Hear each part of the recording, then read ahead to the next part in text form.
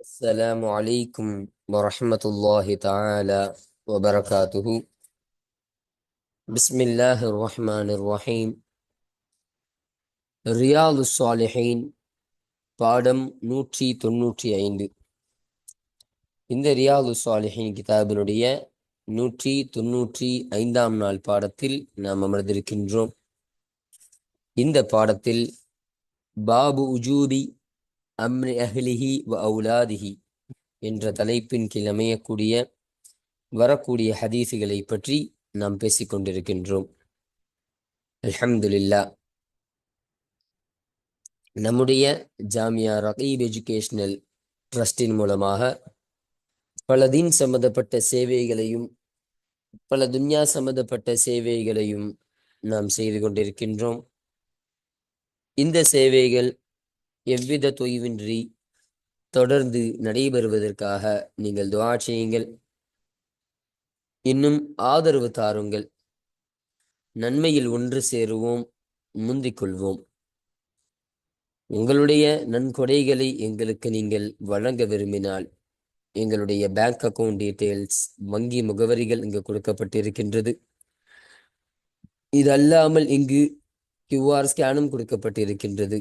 இதன் மூலமாக நீங்கள் ஸ்கேன் செய்தும் உங்களுடைய நன்கொடைகளை எங்களுக்கு நீங்கள் தாராளமாக வழங்கலாம்.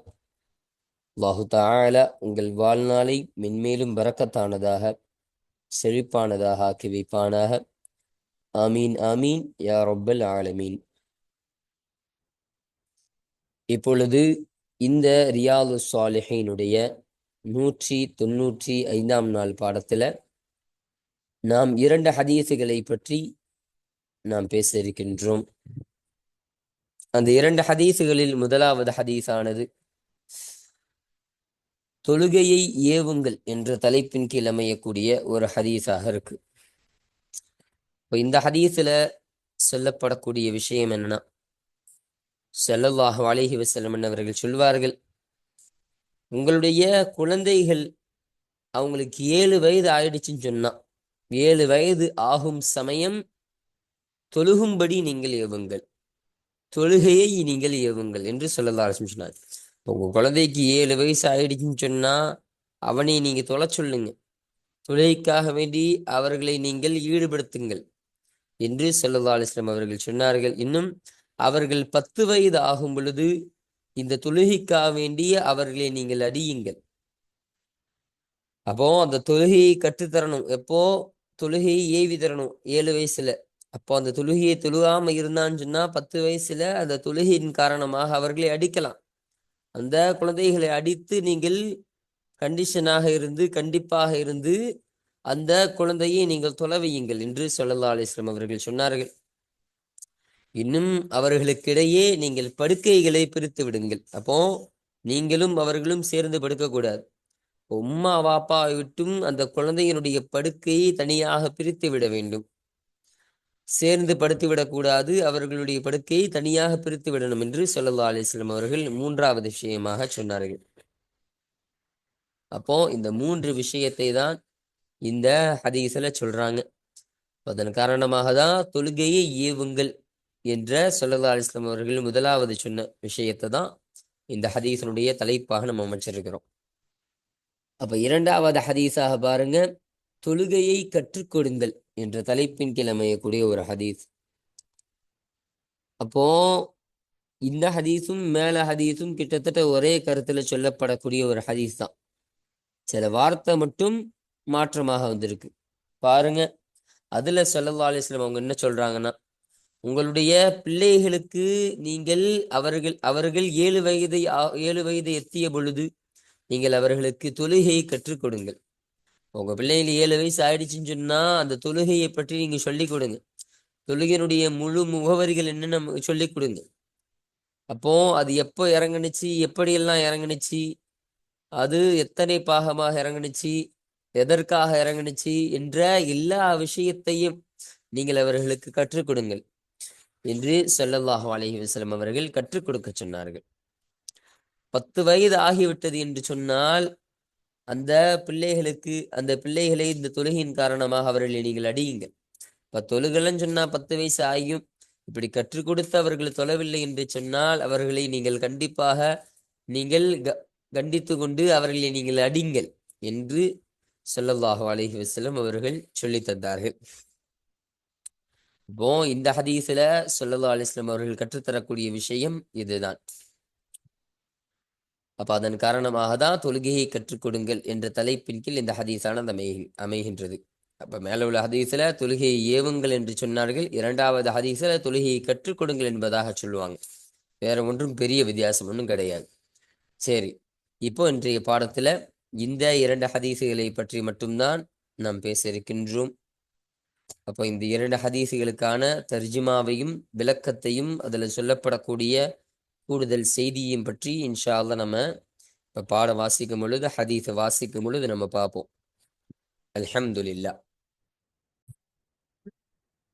இப்போ நம்ம கிதாபை பார்ப்போம். 301வது ஹதீஸ். இந்த ரியாது ஸாலிஹின் கிதாபில் பதிவு செய்யப்படக்கூடிய ஹதீஸ்களுடைய வரிசையின் பிரகாரம் பார்க்கும் பொழுது இது 301வது ஹதீஸாக இது அமைகின்றது.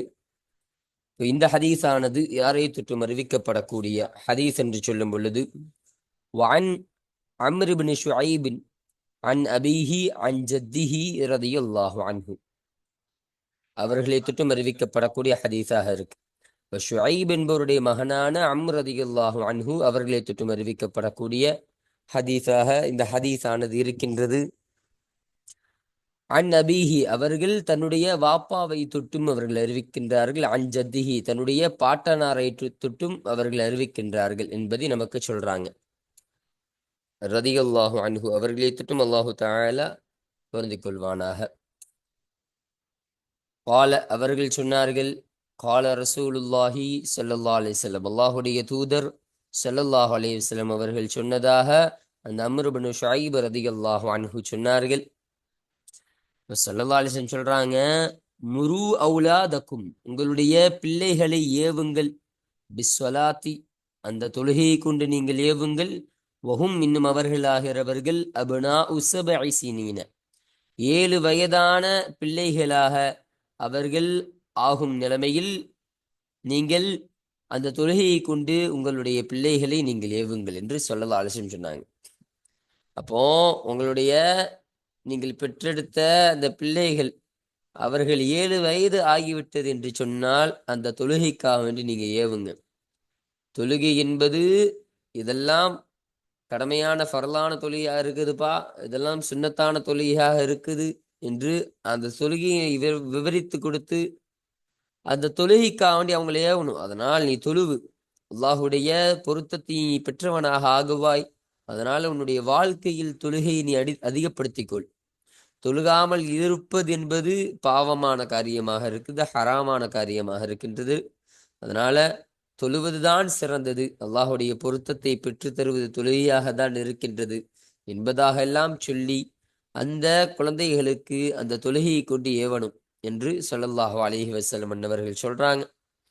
இன்னும் வதுரிபூஹும் அலைஹா அந்த தொழுகையின் காரணமாக அவர்களை நீங்கள் அடியுங்கள், வஹும் இன்னும் அவர்களாகிறவர்கள் அப்னா ஆஷிரின் 10 வயதுடைய பிள்ளைகளாக அவர்களாகும் நிலைமையில் அந்த தொழுகையின் காரணமாக அவர்களை நீங்கள் அடியுங்கள் என்று ஸல்லல்லாஹு அலைஹி வஸல்லம் அவங்க சொன்னாங்க. அப்ப 7 வயசு இருக்கும்போது தொலை சொல்லணும், தொழுவுப்பா, அல்லாஹ்வுடைய நன்மையான காரியம்பா இது, அதனால் நீ தொழுகையை அதிகப்படுத்திக்கொள் என்பதாக சொல்லணும். வாயால் சொல்லி நம்ம ஏவுதல் மட்டும் கொடுக்கணும்.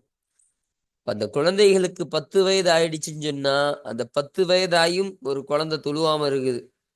வாப்பா சொல்றாங்க தொழுவும் டெய்லியும் சொல்றாங்க, பள்ளிவாசலுக்கு போன்னு சொல்றாங்க டெய்லியும், தினசரி சொல்லும் பொழுதும் அந்த குழந்தை மறுத்துருது. அதெல்லாம் போனா ரொம்ப கடுப்பாகுது, விளையாட போயிடுது. அப்படி தொழுகாமையே காலத்தை கழிக்குதுன்னு சொன்னா, அப்படி இருக்கின்ற பட்சத்துல 10 வயது ஆயிடுச்சுன்னா உங்களுடைய பிள்ளைகளை நீங்கள் அடித்து தொழ சொல்லுங்கள். இப்போ அடித்து தொழுவு, அல்லாஹுடைய தொழுவாம இருப்பது ரொம்ப பாவமான காரியமா இருக்குது. அதனால நீ கண்டிப்பாக தொழுதுதான் ஆகணும் அப்படின்னு கட்டாயப்படுத்தி அப்படின்னு கண்டிப்பாக அவர்களை அடியுங்கள் என்று ஸல்லல்லாஹு அலைஹி வஸல்லம் அவர்கள் சொல்லி தந்தார்கள். இன்னும் வஃபர்ரிகு பைனஹும் இன்னும் அவர்களுக்கு மத்தியில் நீங்கள் பிரித்து விடுங்கள், ஃபில் மலாஜிஇ படுக்கைகளை நீங்கள் பிரித்து விடுங்கள். படுக்கைகளுடைய விஷயத்தில் அவர்களுக்கு மத்தியில் நீங்கள் பிடித்து விடுங்கள். அப்போ 10 வயது ஆயிடுச்சுன்னு சொன்னா அந்த பிள்ளைகளை நம்மோடு படுக்க வைக்கிறது வந்து பிரிச்சிடணும். அப்போ உம்மா அப்பா கூட படுக்க வைக்க கூடாது பிள்ளைகளை. ஒரு சின்ன வயசு வரைக்கும் தான், ஒரு வயசு வரைக்கும் தான் உம்மா அப்பா கூட பிள்ளைகள் உறங்கணும், தூங்கணும்.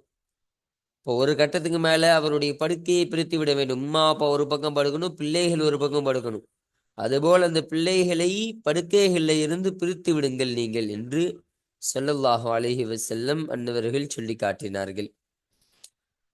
இந்த 3 விஷயத்தை தான் ஸல்லல்லாஹு அலைஹி வஸல்லம் அவர்கள் இந்த ஹதீஸின் மூலமாக நமக்கு சொல்லித்தரக்கூடியவர்களாக இருக்கிறார்கள். பாருங்க, ஹதீசுன் ஹசனுன், இந்த ஹதீஸானது ஹசனான ஹதீஸாக இருக்கின்றது என்பதை சொல்றாங்க. ரவாஹு அபூ தாவூத், இந்த ஹதீஸினை இமாம் அபூ தாவூத் ரஹ்மத்துல்லாஹி அலை அன்னவர்கள் அறிவித்தார்கள். பிஸ்னாதின் ஹசனின், ஹசனான சனதுகளை கொண்டு அந்த அபூ தாவூத் ரஹ்மத்துல்லாஹி அலை அன்னவர்கள் அறிவித்தார்கள் என்ற செய்தியை நமக்கு சொல்றாங்க. அப்போ இதுதான் 301வது ஹதீஸ். அப்ப இந்த ஹதீஸானது இந்த பாடத்திற்கு கீழே பதிவு செய்யப்படுவதற்கான காரணம் என்னன்னு சொன்னா, இதுல ஸல்லல்லாஹு அலைஹி வஸல்லம் அன்னவர்கள் சொல்லக்கூடிய விஷயம், பிள்ளைகளுக்கு தொலை சொல்லி தொழாமல் இருப்பது பாவம் என்ற செயலை விட்டு தடுக்கிறோமா இல்லையா? அப்ப தொழுகைக்காக வேண்டி தன்னுடைய பொறுப்பில் இருக்கக்கூடிய அந்த பிள்ளைகளை நம்ம ஏவுறோம். அந்த தொழுகைக்காக வேண்டி அது பாவம், அதை விடுவது என்பது பாவமான செயலாக இருக்கின்றது என்ற அந்த பாவமான காரியத்தை விட்டும் அந்த பிள்ளைகளை நம்ம தடுக்கிறோம்.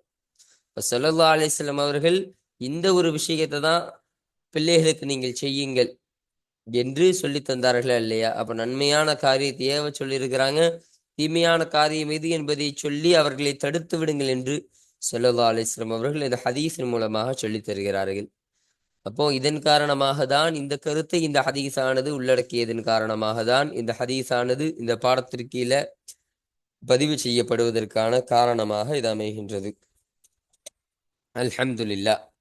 இப்போ அடுத்தபடியாக நம்ம இந்த 302வது ஹதீஸை பற்றி நம்ம பார்ப்போம். ரியாதுஸ் ஸாலிஹீன் கிதாபில் பதிவு செய்யப்படக்கூடிய ஹதீஸ்களுடைய வரிசையின் பிரகாரம் இது 302வது ஹதீஸாக இது அமைகின்றது. அப்ப இந்த ஹதீஸானது யாரை தொற்றும் அறிவிக்கப்படக்கூடிய ஹதீஸ் என்று சொல்லும் பொழுது, வான் அபி சுரையத சபரத் பின் மஅபதின் அல் ஜுஹனி ரதியல்லாஹு அன்ஹு அவர்களை தொற்றும் அறிவிக்கப்படக்கூடிய ஹதீஸாக இது இருக்கின்றது. அப்போ முஅபத் என்று சொல்லப்படக்கூடிய நபருடைய மகனான சபரா ரதியல்லாஹு அன்ஹு அவர்களை தொற்றும் அறிவிக்கப்படக்கூடிய ஹதீஸாக இருக்கு. அவர்களுக்கு அபு சுரையா என்பதாக ஒரு பெயரும் சொல்லப்படும் சொல்றாங்க. அபு சுரையா என்ற முஅபத் என்பவருடைய மகன் சபரா ரதியல்லாஹு அன்ஹு அவர்களை தொற்றும் அறிவிக்கப்படக்கூடிய ஹதீஸாக இருக்கு. அல் ஜுஹனி அவர்கள் ஜுஹனி கோத்திரத்தை சார்ந்தவர்களாக இருக்கின்றார்கள் என்பதையும் நமக்கு இங்கு கூடுதலாக சொல்லித் தருகிறார்கள். பாருங்க, ரதியல்லாஹு அன்ஹு அவர்களை தொற்றும் அல்லாஹு தஆலா பொருந்திக் கொள்வானாக. கால, அந்த தபனி மஅபத் ரதியல்லாஹு அன்ஹு அன்னவர்கள் சொன்னார்கள், கால ரசூலுல்லாஹி ஸல்லல்லாஹு அலைஹி வஸல்லம், அல்லாஹுடைய தூதர் ஸல்லல்லாஹு அலைஹி வஸல்லம் அவர்கள் சொன்னதாக அந்த சபரா ரதியல்லாஹு அன்ஹு சொன்னார்கள், அல்லிமுஸ் ஸபிய்ய அஸ்ஸலாத்த, அல்லிமு நீங்கள் கற்றுத்தாங்கள், கற்றுக் கொடுங்கள், அஸ்ஸபிய்ய உங்களுடைய பிள்ளைகளை, தன் பிள்ளைகளுக்கு நீங்கள் கற்றுக் கொடுங்கள், அஸ்ஸலாத்த தொழுகையை நீங்கள் கற்றுக் கொடுங்கள், 7 வயதிலே தொழுகையை நீங்கள் கற்றுத்தாருங்கள் என்று சொல்லி தந்தார்கள் ஸல்லல்லாஹு அலைஹி வஸல்லம் அவர்கள். அப்போ உங்களோடு இருக்கக்கூடிய உங்களுடைய பிள்ளைகள் அவர்களுக்கு 7 வயசு ஆயிடுச்சுன்னு சொன்னா அவர்களுக்கு தொழுகையை நீங்கள் படித்து கொடுங்க. தொழுகை என்பது எப்படி இறக்கப்பட்டுச்சு? தொழுகையை படித்து கொடுக்கிறதுனா சாதாரணமா இப்படிதான் தொழுகணும் அப்படி அது மட்டும் கிடையாது. இப்போ தொழுகை எப்பொழுது இறங்கப்பட்டுச்சு? தொழுகை எதற்காக வேண்டி இறங்கப்பட்டுச்சு? இந்த தொழுகை என்பதை அல்லாஹு தஆலா எதற்காக உருவாக்கினான்? அல்லாஹுடைய பொருத்தம் இந்த தொழுகையின் மூலமாக கிடைக்கக்கூடியதாக இருக்கு. ஸல்லல்லாஹு அலைஹி வஸல்லம் மிஅராஜிலிருந்து வரும் பொழுது இந்த தொழுகையை வாங்கி கொண்டு வந்தார்கள். தொழுகை என்பது முதலாவதாக பல வக்துகள் கொடுக்கப்பட்டுச்சு. அப்போ கடைசியாக சுருக்கி சுருக்கி சுருக்கி 5 வக்துகளாக நமக்கு தொகுத்து தந்தார்கள்.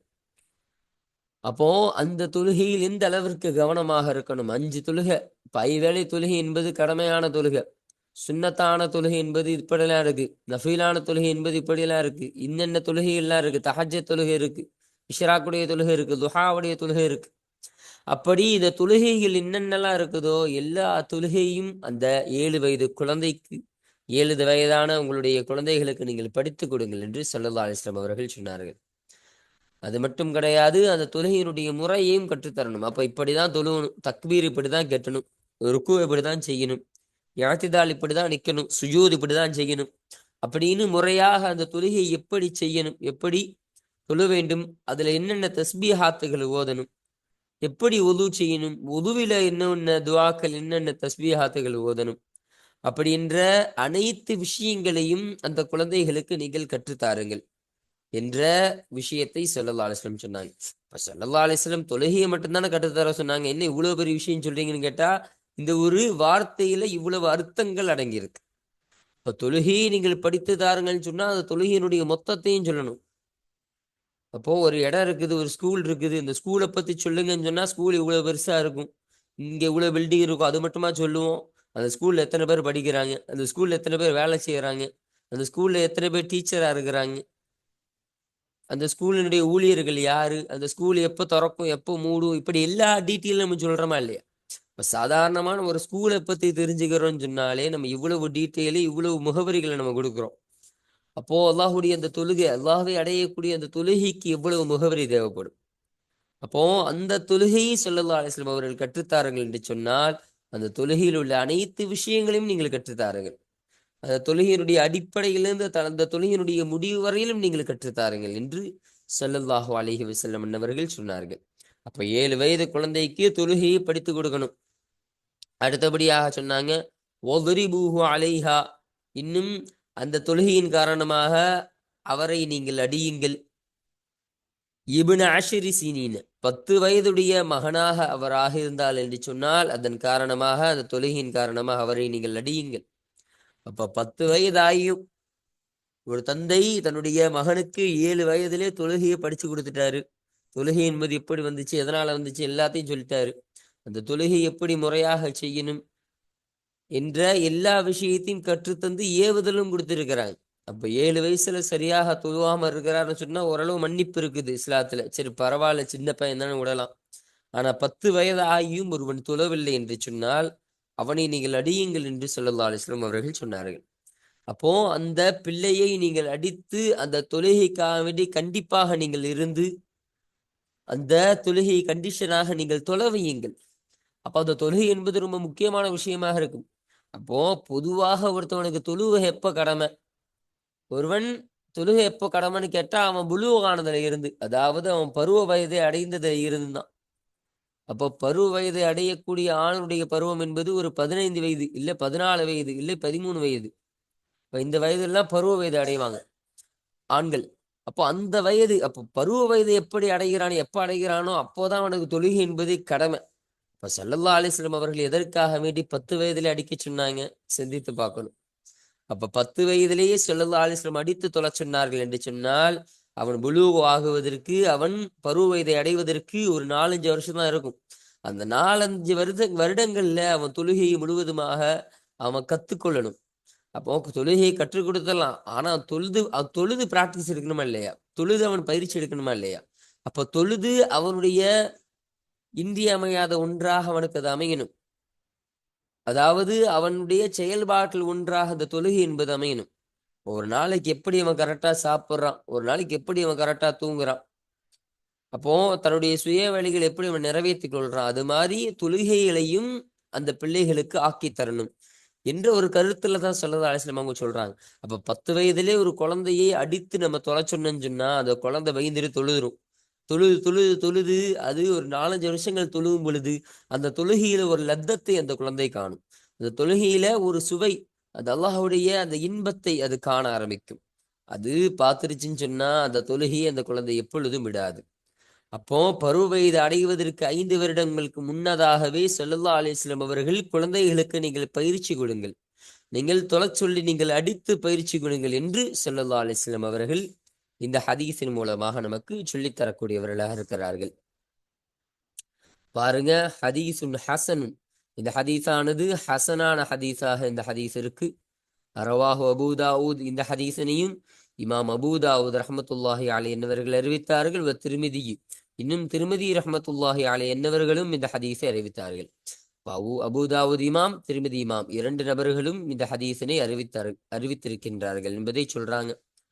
வகால, இன்னும் அந்த திருமிதி ரஹ்மத்துல்லாஹி அலைஹி என்னவர்கள் சொன்னார்கள், ஹதீசுன் ஹசன், இந்த ஹதீஸனை ஹசனான ஹதீஸ் என்பதாக திருமிதி ரஹ்மத்துல்லாஹி அலைஹி என்னவர்கள் நமக்கு சொல்லித் தருகிறார்கள். இப்ப பாருங்க, இந்த ஹதீஸனுடைய ஒரு கூடுதல் செய்தியை சொல்றாங்க. வலஃபுது அபீ தாவூத, இந்த அபூ தாவூத் ரஹ்மத்துல்லாஹி அலைஹி அன்னவர்களுடைய வார்த்தையாகிறது. முருசபிய பிஸ்ஸலாத்தி, அந்த தொழுகையை கொண்டு பிள்ளைகளை நீங்கள் ஏவுங்கள்.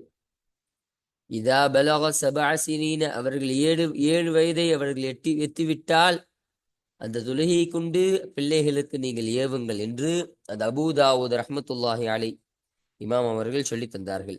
அப்ப இது இவர்களுடைய வார்த்தையாக இருக்கின்றது. இந்த அபூ தாவூத் இமாமுடைய வார்த்தை தான் இது என்பதை நமக்கு இங்கு தெளிவுபடுத்துகிறார்கள். இப்போ அல்ஹம்துலில்லாஹ், நம்ம இந்த 302வது ஹதீஸை நம்ம பார்த்தாச்சு. இப்போ இந்த ஹதீஸானது இந்த பாடத்திற்கு கீழே பதிவு செய்யப்படுவதற்கான காரணம் என்னன்னு சொன்னா, இதுவும் மேல சொல்லப்பட்ட அதே காரணம்தான். அப்போ இதுவும் தனக்கு கீழ் உள்ள தன்னுடைய பிள்ளைகளை நன்மையை ஏவுறது, அவர்களுக்கு தீமையை தடுப்பது, அவர்களை பாதுகாப்பது என்பதை குறித்து தான் ஸல்லல்லாஹு அலைஹி வஸல்லம் அவங்க சொல்றாங்க. அப்போ தொழுகையை ஏவி கொடுங்கள் என்று சொன்னால் என்ன? பிள்ளைகளுக்கு நீங்கள் நன்மையை ஏவுங்கள் என்று அர்த்தம். அப்போ தொழுகையை தொழாமல் இருக்காதீர்கள் என்று சொல்வதற்கான காரணம் என்ன? அப்ப அந்த பிள்ளைகளை தொழுவாமல் இருப்பது என்பது அது ஒரு ஹராமான காரியம், தீங்கான காரியமாக இருக்கு, அல்லாஹு தஆலா வெறுக்கக்கூடிய காரியமாக இருக்கு. அந்த காரியத்தை நீங்க செய்யாதீங்க என்ற ஒரு பாவமான காரியத்தை விட்டும் ஸல்லல்லாஹு அலைஹி வஸல்லம் அவர்கள் நம்முடைய பிள்ளைகளை பாதுகாக்க சொன்னார்கள் அல்ல இந்த ஹதீஸின் மூலம். அப்போ இந்த ஒரு கருத்தை இந்த ஹதீஸானது உள்ளடக்கியதன் காரணமாக தான் இந்த ஹதீஸானது இந்த பாடத்திற்கீழ பதிவு செய்யப்படுவதற்கான காரணமாக இது அமைகின்றது. அல்ஹம்துலில்லாஹ். அப்போ இன்றைய பாடத்துல இந்த 301வது ஹதீஸ், இந்த 302வது ஹதீஸ் என்று இந்த இரண்டு ஹதீஸுகளையும் பற்றியும் நம்ம பார்த்தாச்சு. முழுமையாக இதனுடைய தர்ஜிமா விளக்கங்கள் எல்லாத்தையும் பார்த்து நிறைவு செஞ்சாச்சு. அல்ஹம்துலில்லாஹ். இப்போ இன்ஷா அல்லாஹ் அடுத்த பாடத்துல இந்த 39வது பாடமான ரியாதுஸ் ஸாலிஹீன் கிதாபில் பதிவு செய்யப்படக்கூடிய இந்த 39வது பாடமான இந்த பாடத்தை குறித்த செய்திகள், அதில் சொல்லப்படக்கூடிய ஆயத்துக்கள், அதில் சொல்லப்படக்கூடிய ஹதீஸுகளுக்கான தர்ஜிமாவையும் விளக்கத்தையும் நம்ம முழுமையாக நம்ம இன்ஷா அல்லாஹ் நம்ம பேசுவோம். வாஹிரு தஅவானா அனில் ஹம்துலில்லாஹி ரப்பில் ஆலமீன். அஸ்ஸலாமு அலைக்கும் வரஹ்மத்துல்லாஹி தஆலா வபரகாத்துஹு.